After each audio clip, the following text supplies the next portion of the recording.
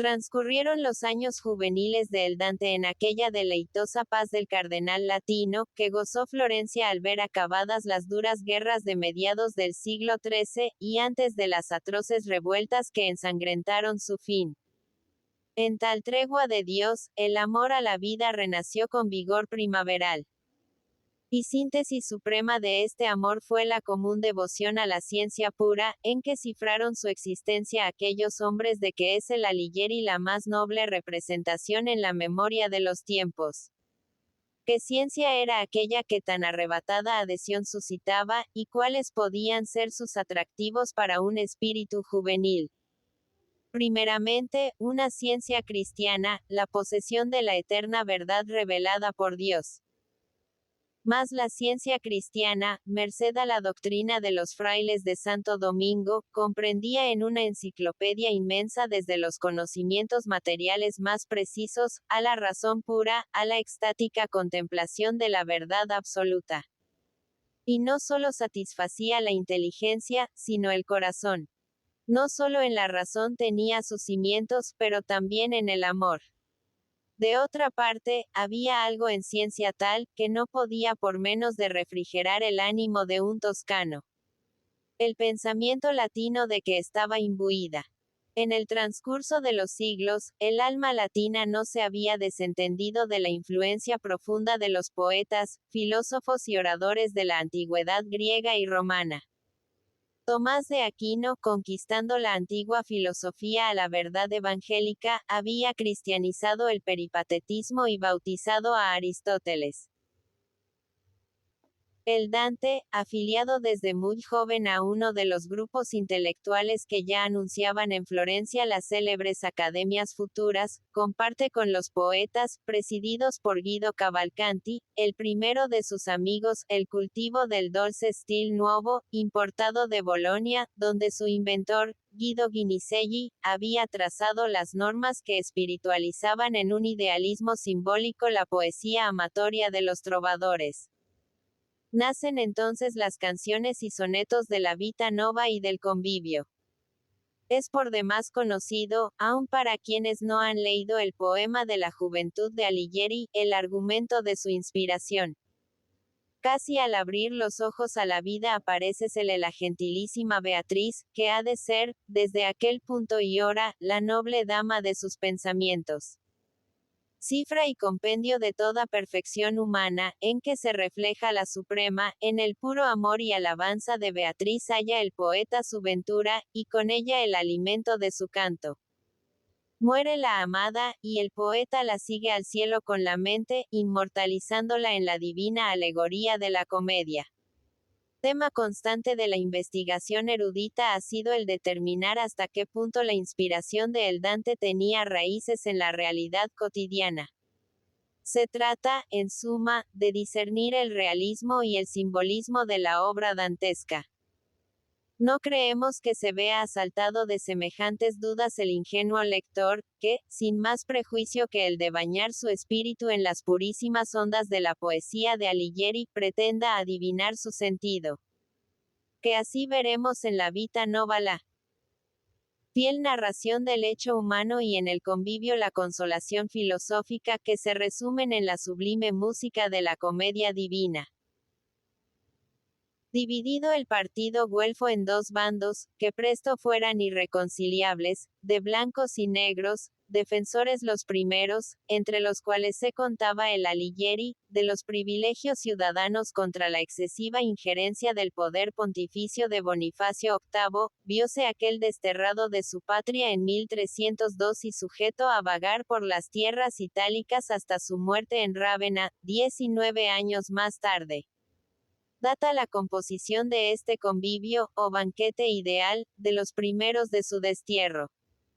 A cuanto en él nos dice, era propósito de El Dante hacer un comentario filosófico a 14 canciones. Tal como la crítica ha logrado reconstruir el tratado, a través de las diversas lecciones, solo 3 son las que el poeta ofrece a nuestro gusto, dándolo por terminado en su cuarta parte. Manifiéstanos el poeta, desde luego, que su intención no es otra que la de consolarse de sus tribulaciones, ofreciendo a los míseros que no se sientan a la mesa de la ciencia un festín espiritual. La consideración de la dama de sus pensamientos, es decir, la filosofía, en que ha tomado forma incorpórea aquel su amor primero, que se fue al cielo con la Beatriz de su juventud. Y apartándose del uso escolástico que solo del latín se servía para expresar las disquisiciones puramente intelectuales, emplea el lenguaje vulgar, el toscano de sus compatriotas, en que había de renacer la cultura clásica. No tenemos noticia de que hasta la fecha se haya traducido el Convivio de El Dante al castellano. Ardua es la empresa, y no otra nuestra pretensión que la de mostrar al lector curioso el divino misterio del pensamiento de Alighieri. Vano intento sería por nuestra parte el intentar descorrer el sutilísimo velo que lo envuelve. Si toda traducción es difícil, por la imposibilidad de interpretar con la mera versión de las palabras la pureza del original, mucho más ha de serlo esta, en que a cada paso se nos ofrecen intrincadísimos problemas, cuya solución requeriría, no ya el enciclopédico saber que las páginas del Convivio denotan, pero la virtud poética que constituye a nuestros ojos su gloria imperecedera. Hemos procurado ajustarnos todo lo posible a la letra del texto, en la creencia de que así interpretaríamos mejor su espíritu que con ninguna adaptación. No se achaque, pues, únicamente a defecto de nuestra traducción la obscuridad en que a veces se pierde el lector por entre las razones sutiles del Convivio. La poesía tiene, como principal atributo de su condición divina, la de que su esencia ulterior y suprema no aparece paladinamente a los sentidos corporales. Las canciones de El Dante son poesía por excelencia. 12 años tardó el poeta inglés Coleridge en comprender una que tradujo luego de leerla 10 veces cada año. Hemos preferido, en gracia a la razón filosófica que preside la composición del Convivio, traducir las 3 canciones con libertad absoluta de rima y ritmo, procurando, no obstante, conservar algo de la cantidad y el número del original. Lejos de nuestro ánimo el ofrecer una obra definitiva a la consideración del lector, queremos tan solo servirle de introductores al conocimiento del universo lírico de El Dante. Tratado primero, y, como dice el filósofo 1, al principio de la primera filosofía, 2, todos los hombres, por naturaleza, desean saber. La razón de lo cual puede ser el que toda cosa impulsada por providencia de su propio natural, inclínase a su perfección. De aquí que, pues la ciencia es la última perfección de nuestra alma, y en ella reside nuestra última felicidad, todos, por naturaleza, a desearla estamos sujetos. En verdad, muchos están privados de esta nobilísima perfección, por diversas causas, que dentro del hombre y fuera de él le apartan del hábito de la ciencia. Dentro del hombre puede haber 2 defectos o impedimentos. Uno, por parte del cuerpo. El otro, por parte del alma. Por parte del cuerpo lo hay cuando las partes están indebidamente dispuestas, así que nada puede percibir, como son los sordos, mudos y sus semejantes. Por arte del alma lo hay cuando la malicia vence en ella, de modo que da en seguir viciosos deleites, en los cuales tanto engaño recibe, que por ellos tiene por vil toda otra cosa. Fuera del hombre, pueden ser asimismo comprendidas 2 causas, una de las cuales es inductora de necesidad, la otra de pereza.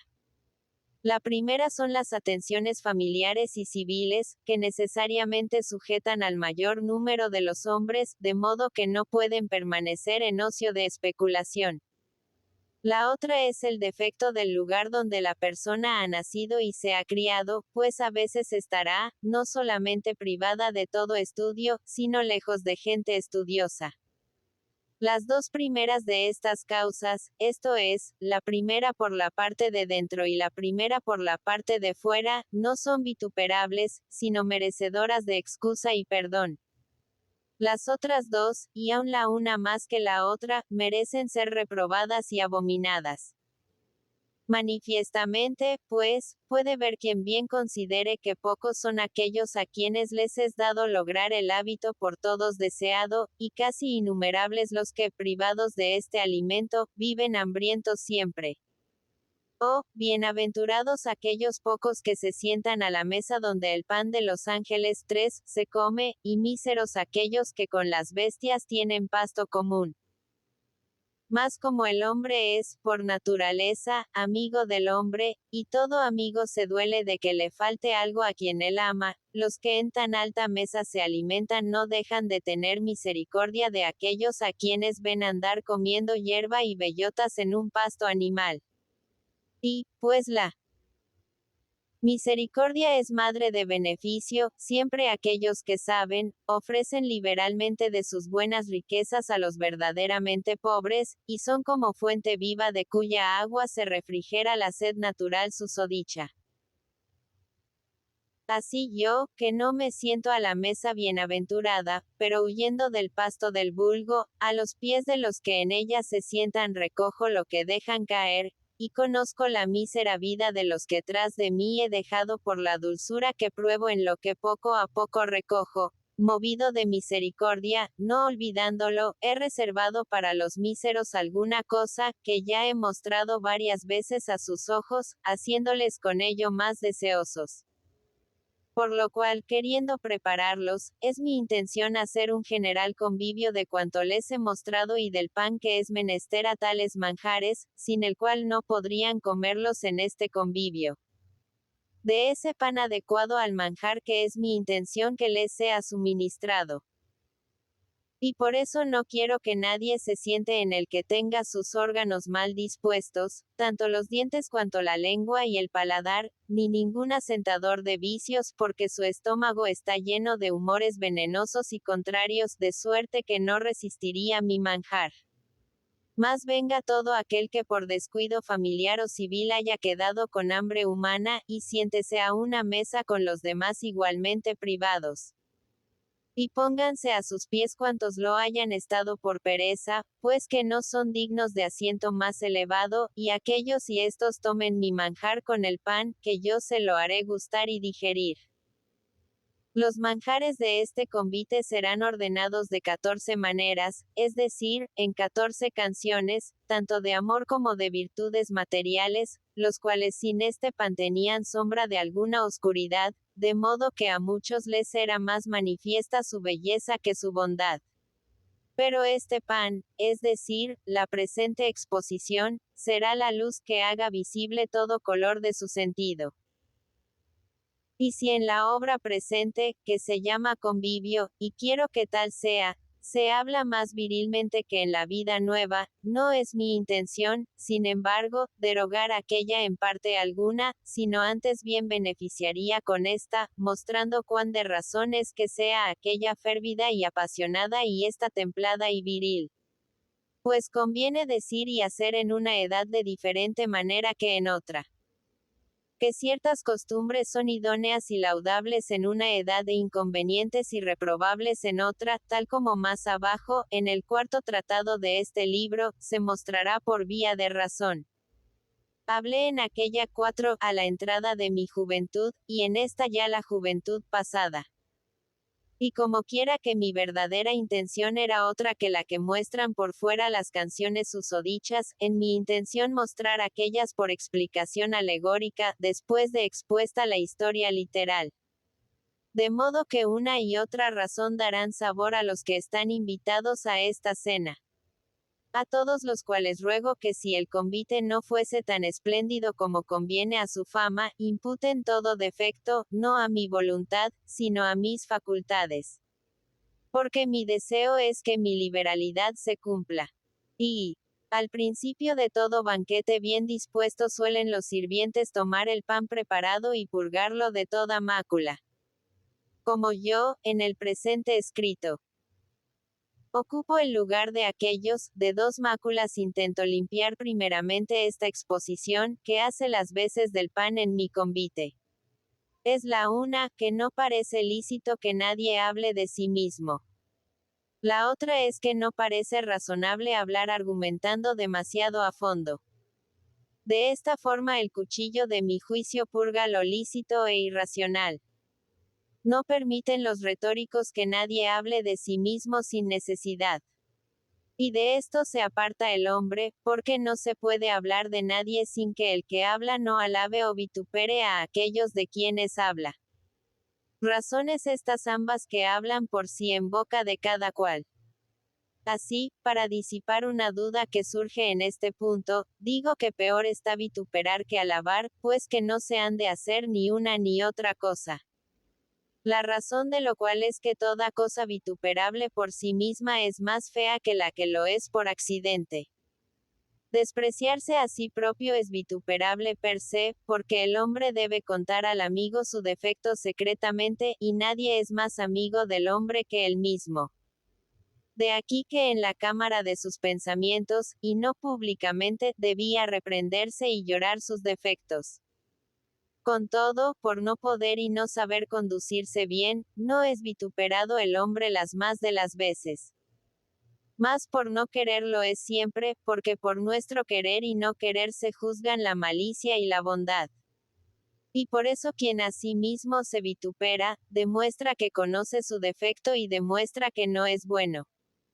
Por lo cual se ha de abandonar el hablar de sí mismo con vituperio.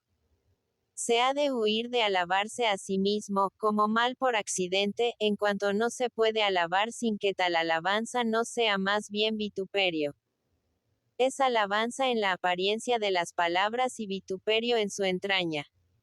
Porque las palabras están hechas para mostrar lo que no se sabe.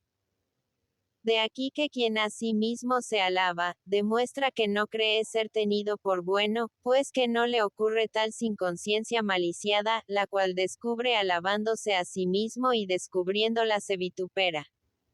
Y aún más, han de huirse la propia alabanza y el propio vituperio igualmente, por la razón de que presta falso testimonio, porque no hay hombre que sea verdadero y justo medidor de sí mismo. Tanto engaña la propia caridad, de donde se deduce que cada cual tiene en su juicio las medidas del falso mercader, que vende con una y compra con otra. Y cada cual examina su mal obrar con amplia medida, y con pequeña examina el bien. De modo que el número, la cantidad y el peso del bien le parecen mayores que si fuese apreciado con justa medida, y los del mal más pequeño. Porque hablando de sí mismo con alabanza, o al contrario, o dice falsedad respecto a la cosa de que habla, o dice falsedad respecto a su opinión.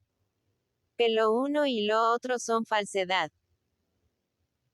Así pues, dado que el consentir es confesar, comete villanía quien alaba o vitupera a alguien en su casa, porque el que así es estimado no puede consentirlo ni negarlo sin caer en culpa de alabarse o menospreciarse salvo la manera de la debida corrección, que no puede existir sin reproche de la falta que se propone corregir, y salvo el modo de honrar y glorificar debidamente, el cual no se puede pasar sin hacer mención de las obras virtuosas o de las dignidades virtuosamente conquistadas. En verdad, volviendo al principal propósito, digo, como se ha indicado más arriba, que en ocasiones necesarias está permitido hablar de sí mismo. Y entre esas ocasiones necesarias, dos son más manifiestas. Es la una cuando, sin hablar de sí mismo, no se puede uno defender de grande infamia y peligro, y entonces se permite, por la razón de que tomar de dos senderos el menos malo es como tomar uno bueno. Y esta necesidad movió a Boecio a hablar de sí mismo, a fin de que, bajo pretexto de consolación, disculpase la perpetua infamia de su destierro, demostrando cuán injusto era, ya que no se alzaba otro exculpador. Es la otra cuando, por hablar de sí mismo, se sigue gran utilidad a los demás por vía de doctrina. Y esta razón movió a Agustín a hablar de sí mismo en las confesiones, pues por el proceso de su vida, que fue de malo en bueno, de bueno en mejor y de mejor en óptimo, dio en ella ejemplo y doctrina, la cual no se podía aprender por testimonio más verdadero. Por lo cual, si una y otra razón me excusan, el pan de mi levadura está purgado de su primera mácula. Muéveme temor de infamia, y muéveme el deseo de enseñar una doctrina que otro en verdad no puede ofrecer. Temo haber seguido la infamia de tanta pasión como creerá haberme dominado quien lea las susodichas canciones. La cual infamia cesa con este hablar yo de mí mismo por entero. El cual demuestra que, no la pasión, sino la virtud, ha sido la causa por que me moví. Es mi intención también mostrar el verdadero sentido de aquellas, que nadie puede ver si yo no lo cuento, porque está oculto bajo figura de alegoría. Y esto no solamente proporcionará deleite al oído, sino sutil adiestramiento para hablar así y entender los escritos ajenos. Y es merecedora de grande reprensión aquella cosa que, dispuesta para quitar algún defecto, a él induce precisamente. Como quien fuese enviado a apaciguar una riña, y antes de apaciguarla comenzase otra. Así pues, dado que mi pan está purgado por una parte, es preciso que lo purgue por otra para evitar tal reproche. Que mi escrito, al cual puede llamársele casi comentario, está dispuesto para quitar los defectos de las canciones susodichas, y tal vez sea un poco duro en algún pasaje. Dureza que es aquí consciente, y no por ignorancia, sino para evitar un defecto mayor. Pluguiera, ay, al dispensador del universo que la causa de mi excusa no hubiese existido nunca. Que así nadie me hubiera faltado ni yo sufrido pena injustamente. Pena, digo, de destierro y pobreza. Pues que plugo a los ciudadanos de la muy hermosa y famosísima Florencia, hija de Roma, arrojarme fuera de su dulcísimo seno en el cual nací y me crié hasta el logro de mi vida, y en el cual, y en buena paz con aquellos, deseo de todo corazón reposar el cansado ánimo y acabar el tiempo que me haya sido concedido por casi todos los lugares a los cuales se extiende esta lengua.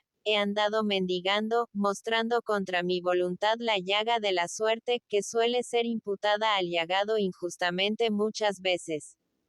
En verdad, yo he sido barco sin vela ni gobierno, llevado a diferentes puertos, hoces y playas por el viento seco que exhala la dolorosa pobreza y, como vile aparecido a los ojos de muchos, que tal vez por la fama me habían imaginado de otra forma. En opinión de los cuales, no solamente envilecí mi persona, más disminuyó de precio toda obra mía, bien de las ya hechas, ya de la que estuviese por hacer. La razón por que tal acaece no solo en mí, sino en todos pláceme apuntar aquí brevemente. Primero, porque la estimación sobrepuja a la verdad, y luego porque la presencia empequeñece la verdad. La buena fama, engendrada principalmente por la buena obra en la mente del amigo, es dada a luz por esta primeramente. Que la mente del enemigo, aunque reciba la simiente, no concibe. La mente que primero la da a luz, tanto para adornar más su regalo cuanto por caridad del amigo que lo recibe, no se atiene a los términos de la verdad, sino que los exagera.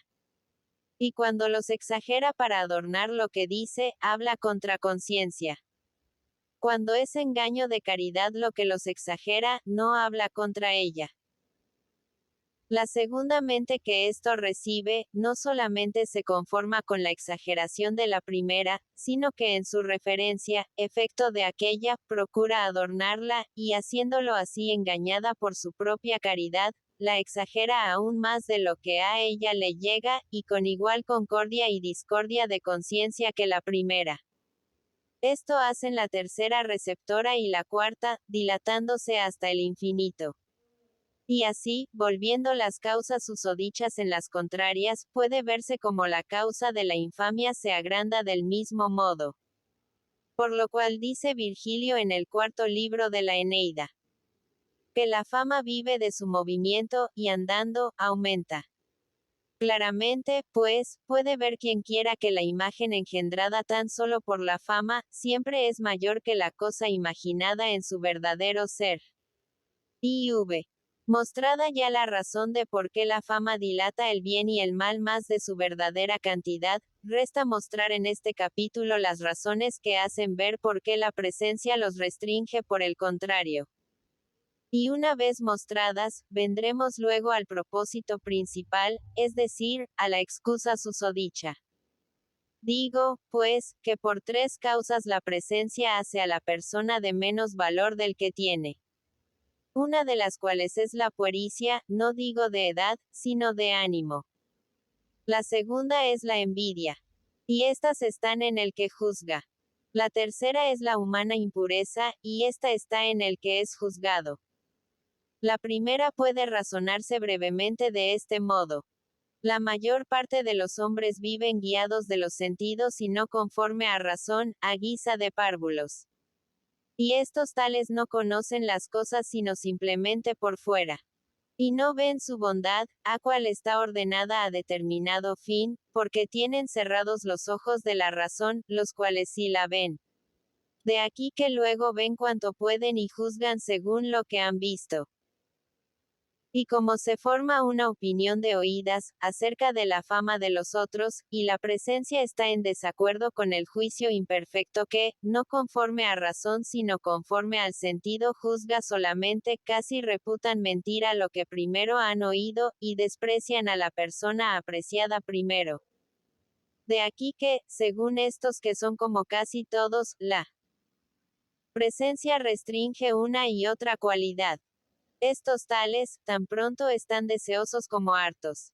Tan pronto alegres como tristes, con breves deleites y pesares. Tan pronto amigos como enemigos. Que todo lo hacen como párvulos, sin uso de razón. La segunda se ve por estas razones. Que toda comparación es para los viciosos motivo de envidia, y la envidia motivo de mal juicio, ya que no deja argumentar a la razón en favor de la cosa envidiada. Así que la potencia juzgadora es entonces como el juez que oye solamente a una de las partes. De aquí que cuando estos tales ven a la persona famosa, al punto están ya envidiosos, porque ven que les iguala en prendas y dominio, y temen por la excelencia de aquella ser menospreciados. Y estos no solamente juzgan mal en su apasionamiento, pero difamando hacen juzgar mal a los demás. Por lo cual, la presencia disminuye lo bueno y lo malo de cada uno de los presentes. Y digo lo malo, porque muchos, complaciéndose en las malas obras, tienen envidia a los que obran mal. Es la tercera la humana impureza que se descubre por el propio a quien se juzga, y nunca cuando no hay con el trato ni conversación. Para evidenciar tal se ha de saber que el hombre está manchado por muchas partes. Y que, como dice Agustín, nada hay sin mancha. El hombre está manchado, ya por alguna pasión a la cual no puede a veces resistir, ya por algún miembro deforme, ya por algún golpe de la fortuna, ya por la infamia de sus padres o de algún pariente. Cosas que la fama no lleva consigo, más si la presencia, y por su conversación las descubre. Estas máculas arrojan algunas sombras sobre la claridad de la bondad, de suerte que la hacen parecer menos clara y de menos valor. Y por eso es por lo que todo profeta es menos honrado en su patria. Por eso es por lo que el hombre bueno debe conceder a poco su presencia, y su familiaridad a menos aún, a fin de que su nombre sea reverenciado y no despreciado. Y esta tercera causa tanto puede estar en el mal cuanto en el bien, volviendo tales razones en sus contrarias. De aquí se ve por modo manifiesto que por la impureza, sin la cual no hay nadie, la presencia disminuye lo malo y lo bueno de cada uno más de lo que la verdad requiere. De aquí pues que como se ha dicho más arriba, yo me he hecho presente a casi todos los itálicos, por lo cual, no solo a aquellos hasta quienes había corrido mi fama, mas también a los demás, tal vez les parezco más vil de lo que soy en verdad, por lo que tal vez mis cosas han parecido más livianas al presentarme yo, es preciso que en la obra presente, con más elevado estilo, demuestra de cierta gravedad, que autoridad parezca. Y baste esta excusa a la dificultad de mi comentario. V. Toda vez que está ya purgado este pan de las máculas accidentales, queda por excusar en él un elemento, esto es, el que sea vulgar y no latino. Que por Semejanza se puede decir de avena y no de trigo. Y de ello lo excusan brevemente tres motivos que me movieron a preferir este al otro. Procede el uno del temor de desorden inconveniente. El otro, de prontitud de liberalidad. El tercero, del natural amor al habla propia. Y estas causas y sus razones, para satisfacción de lo que se pudiese reprochar por la razón ya notada, es mi intención argumentar en esta forma. La cosa que más adorna y encomia las obras humanas, y que las lleva más derechamente a buen fin, es el hábito de aquellas disposiciones que están ordenadas a ese fin, del mismo modo que la serenidad de ánimo y fortaleza de cuerpo están ordenadas a fin caballeresco. Y así, quien está dispuesto al servicio ajeno, debe tener aquellas disposiciones ordenadas a tal fin, cuales son sujeción, conocimiento y obediencia, sin las cuales nadie está preparado para servir bien. Porque si no tiene cuantas condiciones se requieren, procede siempre en su servicio con trabajo y lentitud, y rara vez lo cumple. Y si no es obediente no sirve sino a su antojo y según su voluntad. Lo cual es más servicio de amigo que de siervo. Por lo tanto, este comentario es conveniente para evitar tal desorden, pues que es hacer las veces de siervo a las canciones infrascritas el estar sujeto a ellas en todos sus órdenes. Y debe conocer las necesidades de su señor y serle obediente. Las cuales disposiciones hubieranle faltado todas si hubiese sido latino y vulgar, ya que las canciones son vulgares. Porque, primeramente, si hubiese sido latino, no era súbdito, sino soberano, tanto por nobleza como por virtud y belleza. Por nobleza, porque el latín es perpetuo e incorruptible, y el vulgar es inestable y corruptible. Por lo cual vemos que las escrituras antiguas de las comedias y tragedias latinas no se pueden transmutar, lo mismo que tenemos hoy. Lo cual no sucede en el vulgar, que se transforma por placentero artificio. De aquí que veamos en las ciudades de Italia, si lo consideramos bien, de 50 años a la fecha, como se han apagado, nacido y variado muchos vocablos. Con que, si el poco tiempo así transforma, mucho más transforma mayor tiempo. Así que yo digo que si los que se partieron de esta vida hace 1000 años tornasen a sus ciudades, creeríanlas ocupadas por gente extranjera, dado lo que su lengua se desemeja de la de ellos. De esto se hablará en otra parte más cumplidamente, en un libro que es mi intención hacer, Deo concedente del habla vulgar. Además, el latín no sería súbdito, sino soberano, por virtud. Toda cosa es por naturaleza virtuosa en cuanto hace aquello a que está ordenada. Y cuanto mejor lo hace, tanto más virtuosa es. Por lo cual decimos hombre virtuoso a aquel que vive en vida contemplativa o activa, a las cuales está naturalmente ordenado.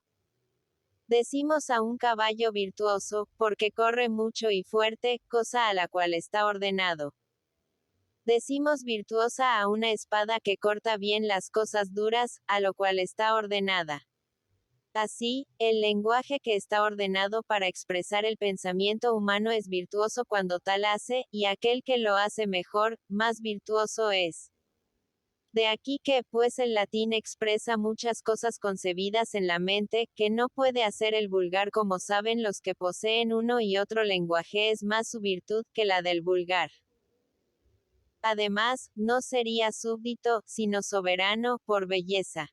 El hombre dice que es bella toda cosa cuyas partes se corresponden debidamente, porque de su armonía resulta complacencia. De aquí que el hombre parezca bello cuando sus miembros se corresponden debidamente. Y decimos bello al canto, cuando sus voces, según las reglas del arte, son correspondientes entre sí. Con que es más bello aquel discurso en el que se corresponden más adecuadamente. Y se corresponden más adecuadamente en latín que en vulgar, porque el vulgar obedece al uso y el latín al arte, por lo cual repútasele por más bello, más virtuoso y más noble. De aquí se concluye el propósito principal, es decir, que el comentario latino no hubiera sido súbdito de las canciones, sino soberano. B. Demostrado ya como el presente comentario no hubiese sido súbdito de las canciones vulgares de haber sido latino, queda por demostrar como no hubiese sido conocedor ni obediente de aquellas. Y luego se verá en conclusión como para que cesasen inconvenientes desórdenes, fue menester hablar vulgarmente. Digo, pues, que el latín no hubiera sido siervo conocedor de su señor por esta razón. Requiérese el conocimiento del siervo principalmente para conocer dos cosas por modo perfecto.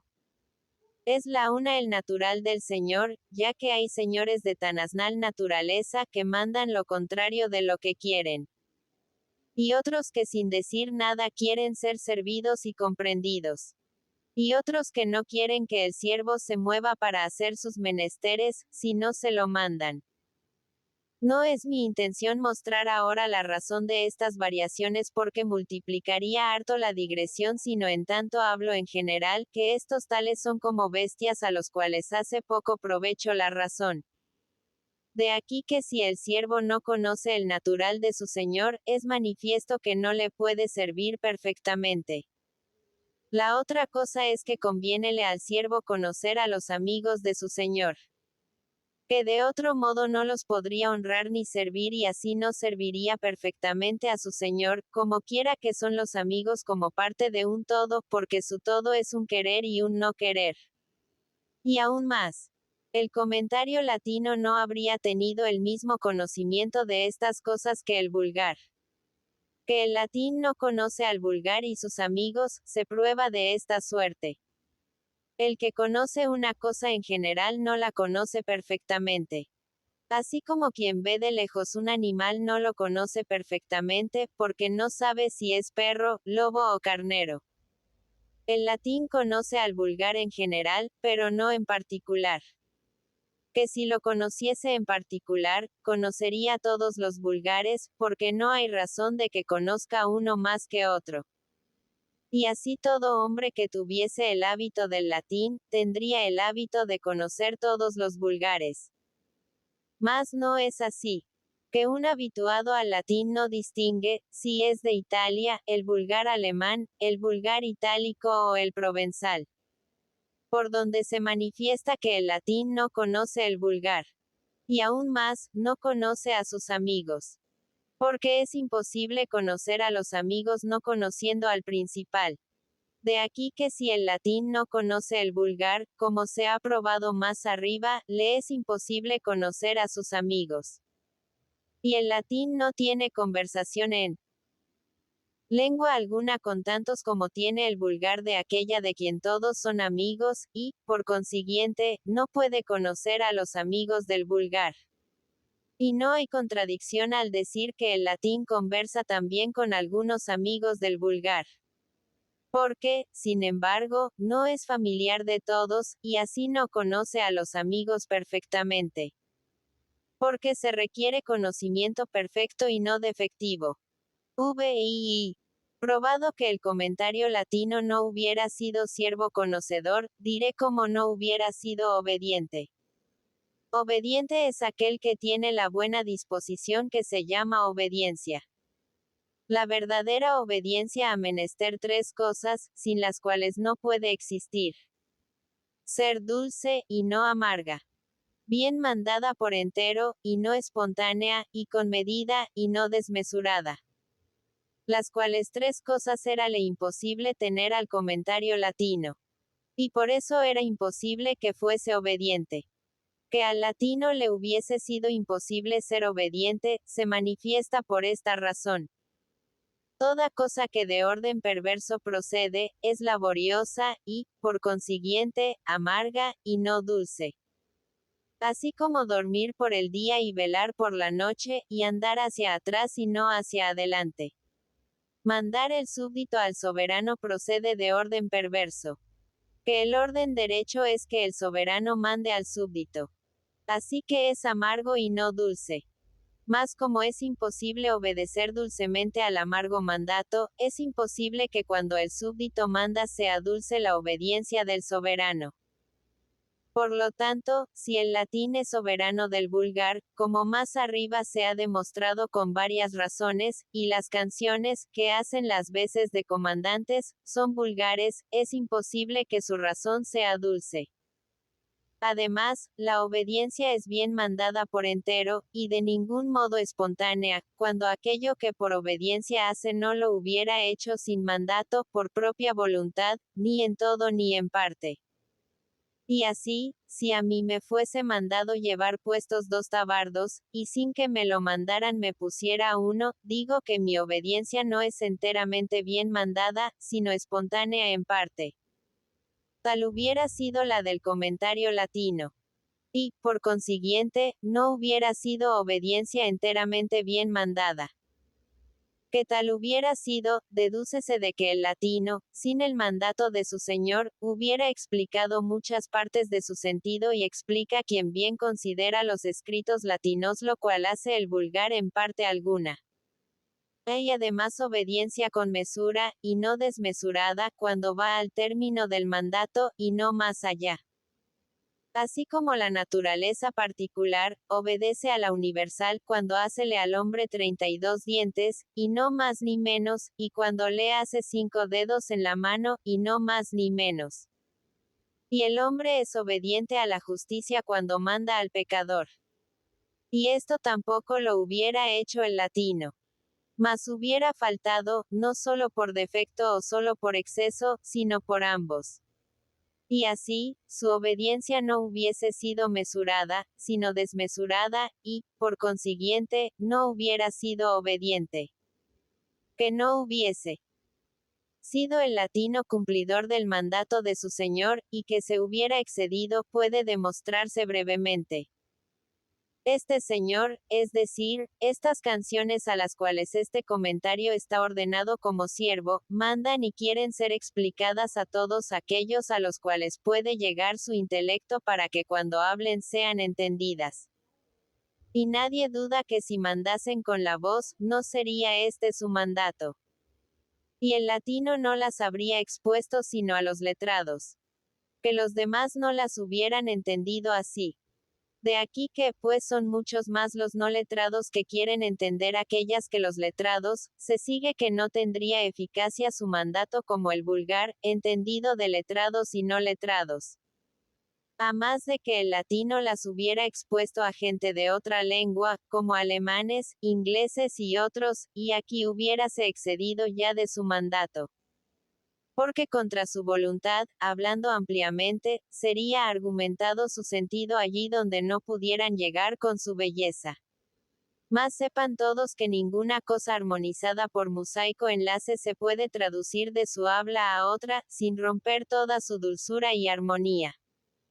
Y esta es la razón por la cual Homero no se tradujo del griego al latín, como los demás escritos que de ellos tenemos. Y esta es la razón por la cual los versos del Salterio no tienen dulzura de música ni de armonía. Porque fueron traducidos del hebreo al griego y del griego al latín, y en la primera traducción vino a menos toda aquella dulzura. Así, pues, conclúyese de aquí lo que se prometió en el principio del capítulo anterior de este último. Una vez demostrado con razones suficientes, cuán convenía porque cesasen inconvenientes desórdenes para esclarecer y demostrar las dichas canciones, comentario vulgar y no latino, es mi intención demostrar cómo también fue pronta liberalidad lo que hizo elegir entre este y abandonar el otro. Puédese, pues, notar la pronta liberalidad en 3 cosas, las cuales obedecen al vulgar y no hubieran obedecido al latino. Es la primera, dar a muchos. La segunda es dar cosas útiles. Es la tercera, sin ser pedida la dádiva, darla. Porque dar en provecho de uno es un bien. Mas dar en provecho de muchos es un bien pronto, en cuanto toma semejanza de los beneficios de Dios, que es el bienhechor universal por excelencia.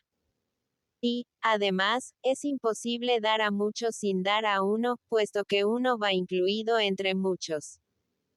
Mas muy bien se puede dar a unos sin dar a muchos. Por eso quien beneficia a muchos hace uno y otro bien. Quien beneficia a uno, hace solo un bien. De aquí que veamos a los hacedores de las leyes fijar sus ojos principalmente en los bienes comunes al componer aquellas. Además, dar cosas inútiles al que la recibe es, con todo, un bien, en cuanto el que da muéstrale al menos ser su amigo. Pero no es un bien perfecto, y así, no es pronto. Como cuando un caballero diese a un médico un escudo, y cuando el médico diese a un caballero escritos los aforismos de Hipócrates o los de Galeno. Porque dicen los sabios que el rostro de la dádiva debe ser semejante del que la recibe.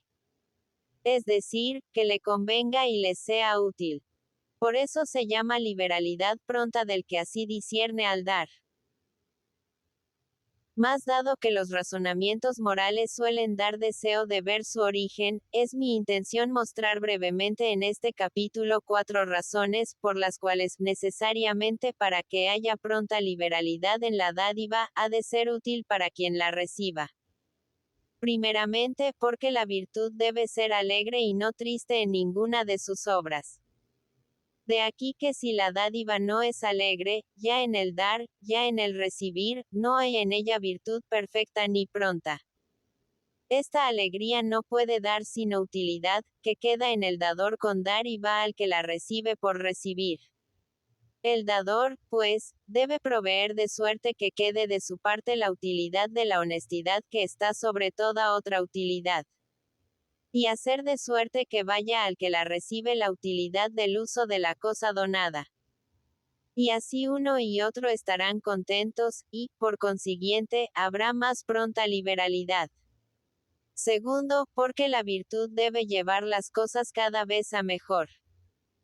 Así como sería obra vituperable hacer un asadón de una hermosa espada o hacer una hermosa alcuza de una hermosa cítara, del mismo modo es vituperable quitar una cosa de un lugar donde sea útil y llevarla a donde sea menos útil.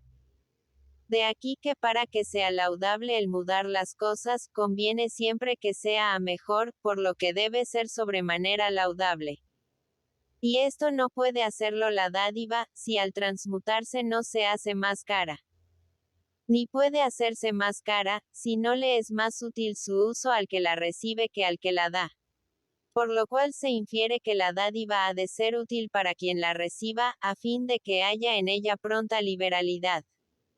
Tercero, porque la obra de la virtud por sí misma debe adquirir amigos, dado que nuestra vida necesita de ellos y que es el fin de la virtud que nuestra vida sea alegre.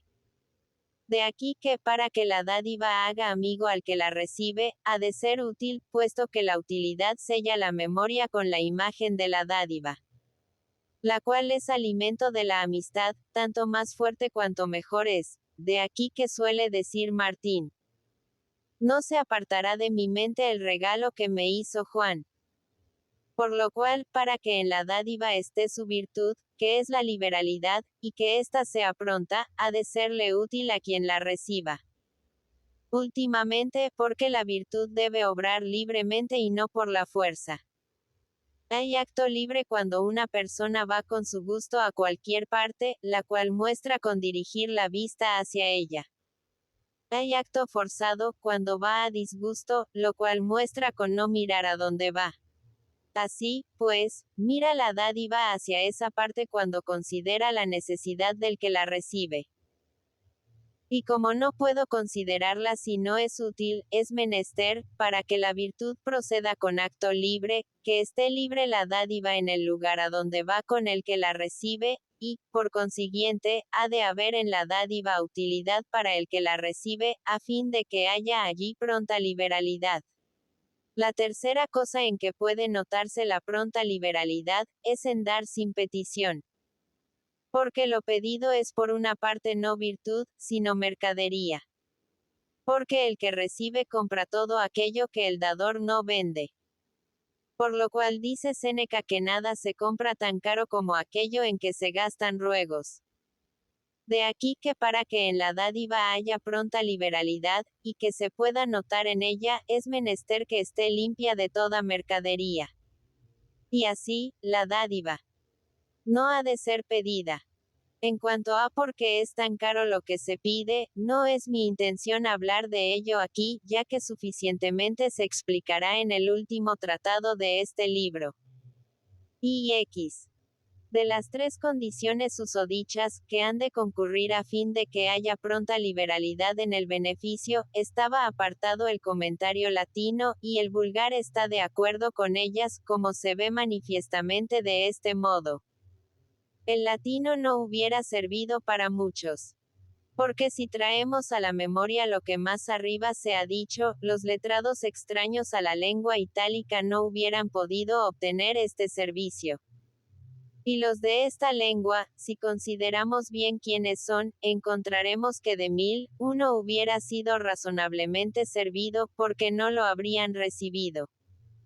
Tan predispuestos están a la avaricia, que los aparta de toda nobleza de ánimo, la cual desea principalmente este alimento. Y en su vituperio digo que no se deben llamar letrados, porque no adquieren la letra para su uso, sino en cuanto por ella ganan dineros o dignidades. Así como no se debe llamar citarista a quien tiene la cítara en casa para prestarla mediante un precio y no para usarla tocando. Volviendo, pues, al motivo principal, digo que puede verse manifiestamente como el latín hubiera beneficiado a pocos. Más que el vulgar, servirá, en verdad, a muchos. Pues la bondad de ánimo que espera este servicio reside en aquellos que por torpe abandono del mundo han dejado la literatura a quienes la han convertido de dama en meretriz. Y estos nobles son príncipes, varones y caballeros, y otra mucha gente noble, no solamente hombres, sino mujeres, que son muchos y muchas en esta lengua, vulgares y no letrados. Además, el latín no hubiera sido el donante de útil dádiva que será el vulgar. Porque no hay cosa alguna útil, sino en cuanto se usa, ni está su bondad en potencia, lo cual no es existir perfectamente, como el oro, la margarita y los demás tesoros que están enterrados, porque los que están a mano del avaro están en más bajo lugar, que no hay tierra allí donde está escondido el tesoro. La verdadera dádiva de este comentario es el sentido de las canciones a las cuales se hace, porque intenta principalmente inducir a los hombres a la ciencia y a la virtud, como se verá por el proceso de su tratado. No pueden tener el hábito de este sentido, sino aquellos en quienes está sembrada la verdadera nobleza del modo que se dirá en el cuarto tratado. Y estos son casi todos vulgares, como lo son los nobles más arriba nombrados en este capítulo. Y no hay contradicción porque algún letrado sea de aquellos, que, como dice mi maestro Aristóteles en el primer libro de la Ética, una golondrina no hace verano. Es, pues, manifiesto que el vulgar dará cosa útil. Y el latín no la hubiera dado.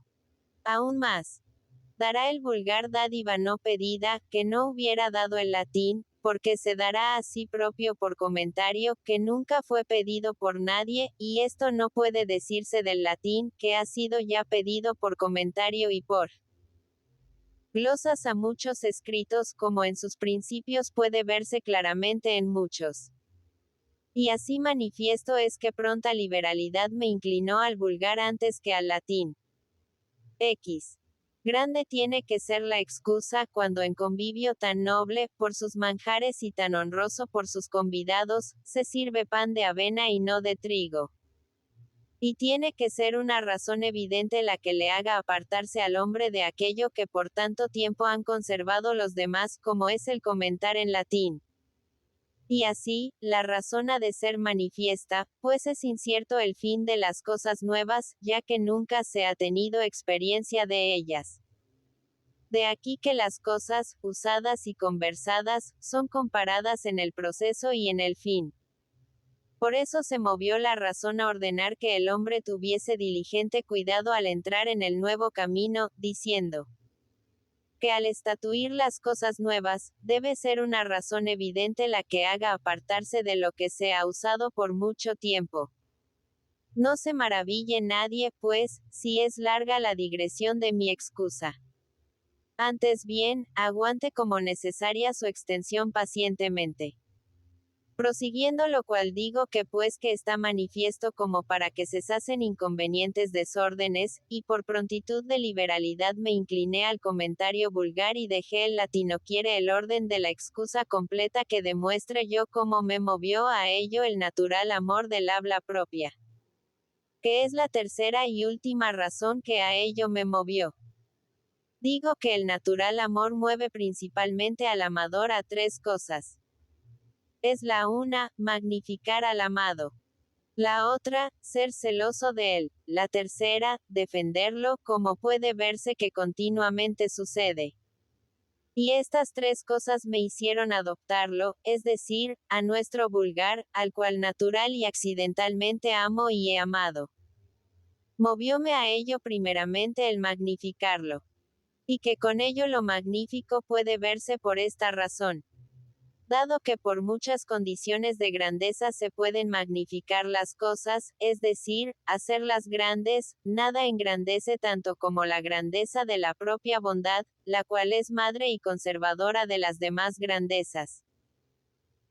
De aquí que ninguna mayor grandeza puede tener el hombre que la de la obra virtuosa, que es su propia bondad, por la cual las grandezas de las verdaderas dignidades y de los verdaderos honores, del verdadero poderío, de las verdaderas riquezas, de los verdaderos amigos, de la fama clara y verdadera, son adquiridas y conservadas. Y yo doy esta grandeza a este amigo, en cuanto la bondad que tenía en potencia y oculta yo la reduzco en acto, y mostrándose en su obra propia, que es manifestar el sentido concebido. Moviéronme a ello, en segundo lugar, los celos. Los celos del amigo hacen al hombre solícito y providente. De aquí que pensando que por el deseo de entender estas canciones, algún iletrado tal vez hiciera traducir el comentario latino al vulgar, y temiendo que el vulgar fuese empleado por alguien que le hiciera parecer feo, como hizo el que tradujo el latín de la Ética, me decidí a emplearlo yo, fiándome de mí más que de otro cualquiera. Movióme a ello, además, el defenderlo de muchos acusadores, los cuales menosprecianle a él y encomian los otros, principalmente al de lengua de O.C., diciendo que es más bello y mejor aquel que éste, apartándose con ello de la verdad. Que por este comentario se verá la gran bondad del vulgar de sí, pues que como se expresan con el casi como con el latín conveniente, adecuada y suficientemente altísimos y novísimos conceptos su virtud no se puede manifestar bien en las cosas rimadas, por los adornos accidentales que en ellas están permitidos, es decir, la rima, el ritmo y el número regulado, del mismo modo que la belleza de una dama, cuando los adornos del tocado y de los vestidos hacen que se la admire más que a ella misma.